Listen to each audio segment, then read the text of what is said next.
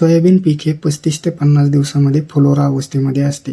यावेळी रसशोषक कीड व अळ्यांचं नियंत्रण तसेच अन्नद्रव्यांचा योग्य पुरवठा ठेवणे गरजेचे आहे. यापूर्वी आपण सोयाबीन पिकावर पहिली फवारणी कोणती व कधी करावी याविषयीचा व्हिडिओ चॅनलवरती अपलोड केलेला आहे. त्या व्हिडिओमध्ये आपण सोयाबीन पिकाला पहिली फवारणी 25 ते 30 दिवसांनी घ्यावी असं सांगितलेलं आहे. त्याची लिंक खाली डिस्क्रिप्शन मध्ये दिलेली आहे. आता या व्हिडिओमध्ये आपण पाहूयात सोयाबीन पिकाला भरपूर फुलोरा येण्यासाठी काय करावे. त्यापूर्वी चॅनलवर नवीन असाल तर चॅनल सबस्क्राईब करा आणि व्हिडिओला लाईक करा. Subscribe now and press the bell icon. Never miss an update.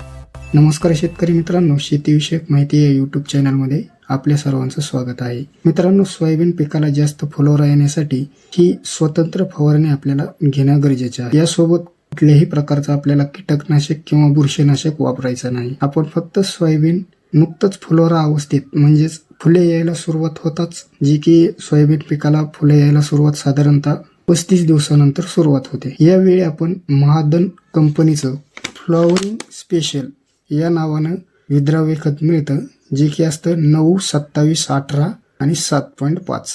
जसे की आपलं 05234, 19, 19, हे जे नाव आहेत अशाच प्रकारचं हे 9, 27, 18, 7.5, ज्याला शॉर्ट फॉर्म मध्ये आपण फ्लॉवरिंग स्पेशल पण म्हणू शकतो. हे विद्राव्य खत आपल्याला स्क्रीनवर पण दिसत असेल. हे विद्राव्य खत आपण घ्यायचंय. यामध्ये आपल्याला नत्र 9% मिळेल, फॉस्फरस 27% आहे, पोटॅश 18% आहे आणि सर्वात महत्वाचं सोयाबीन पिकाच्या आवडीचं म्हणजे सोयाबीनला ज्या दुय्यम अन्नद्रव्याची गरज असते ते आहे सल्फर, आणि याच सल्फरचं प्रमाण या खतामध्ये 7% आहे. आणि इतर ही सूक्ष्म अन्नद्रव्ये उर्वरित 0.5% मध्ये येतात, ज्यामध्ये बोरान व मॅलिब्डेनम आहे. यामुळे काय होतं की पिकाला फुले तर येतीलच, पण यासोबत पिकाला काळोख येऊन हिरवेगारपणा देखील येईल. हे विद्राव्य खत स्वतंत्र यामुळे फवारायचे की जर हे कीटकनाशक आणि बुरशीनाशकाबरोबर मिश्रण केलं तर रिझल्ट थोडा याचा कमी होतो. त्यामुळे आपल्याला याची स्वतंत्र फवारणी घ्यायची. हे फवारताना आपल्याला कुठलंच कीटकनाशक किंवा बुरशीनाशक यासोबत मिक्स करायचं नाही. फक्त हे खत फवारताना आपण फवारणीसोबत सिलिकॉन बेस स्टिकर घ्यायचं, ज्याच्यामुळे की हे आपल्या पिकाच्या पानावर चिटकून राहील. व्हिडिओ सर्व सोयाबीन उत्पादक शेतकऱ्यांना शेअर